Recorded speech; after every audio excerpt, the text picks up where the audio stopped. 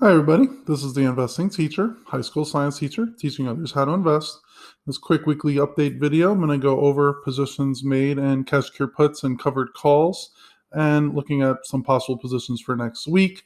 We're also going to look at when to possibly roll down and out on a cash cure put or up and out on a covered call. And I'll show a few examples of what I did. Like, subscribe, smash, all that good stuff helps out the channel, you know. And let's get right to it.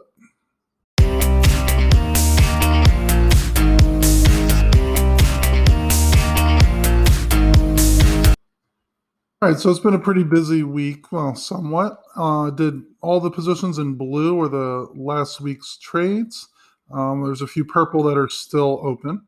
XPEV, I rolled out from 30 that was going to expire in next week, but I rolled it out to April 1st for $304 premium, and I actually bought to close it this morning for $123, so it was a nice $181 gain. PLTR did quite a bit. I initially had the 100 shares, 308 to 401. Stock price at 24.40, went to 28 for $123 premium. And I did buy to close it. I didn't put the number. It's under 94, under buy to close. So I made a $29 gain there. XSPA, I again rolled out to 416, made a $500 premium. Now the strike price is at 2 and the stock price shot up when I did this from 1.96, but $500 premium, if it happens to get to 2, is a really good return. That's from 10 positions, so it's 50 cents per position. PLTR again had a 319, strike price 26, premium 71. This one I essentially rolled because I lost 102, but then I did another one to 423 and went out quite a bit. $209 premium, bought to close 189. That was again today on Friday, just a quick $20 gain.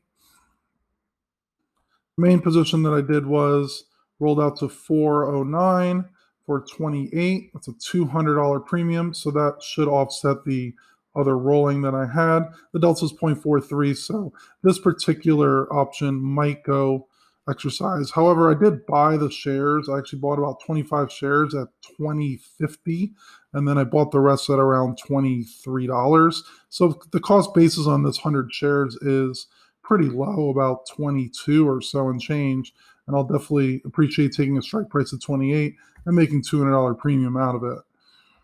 I also did one on Mara when I sold my XPEV. This was a weekly one.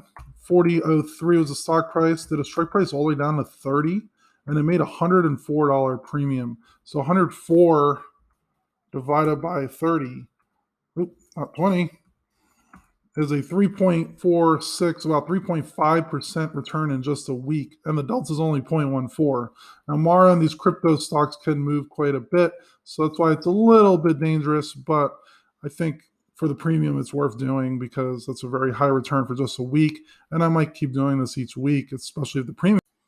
All right, next I want to go over possibilities of when to roll a position, either roll out in time or roll down, instead of going to get a sign and getting the covered call. Now, I don't think there's any hard set rules on this. One of the big things to do is to time when you're going to roll it.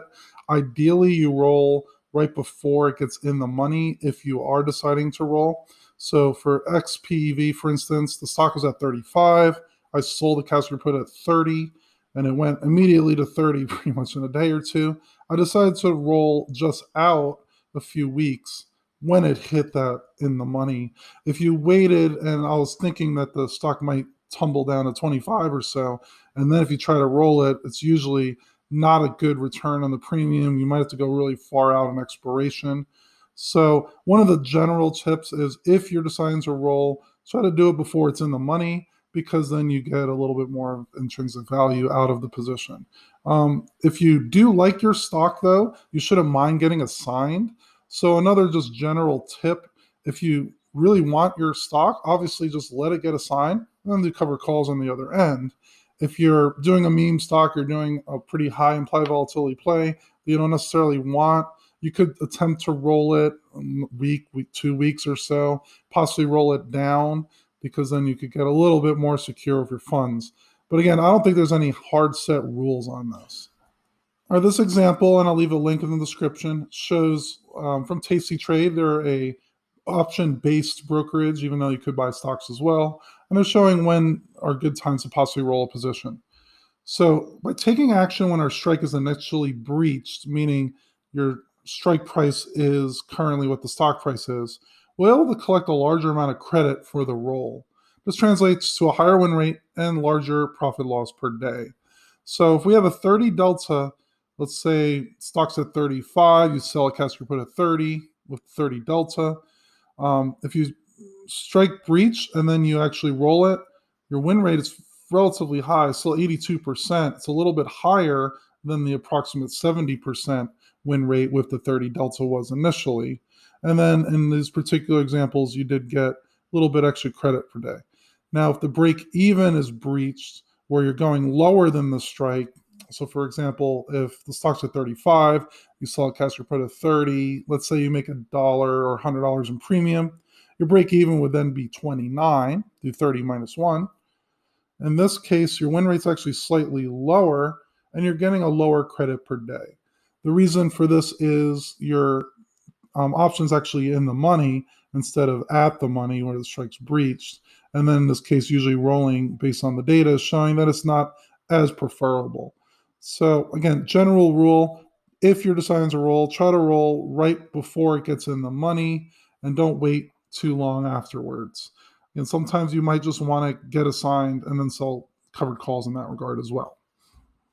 Here's some possible positions for next week.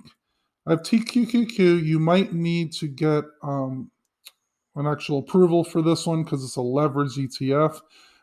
As I'm doing the video on Friday, although it could change very quickly, 87.38.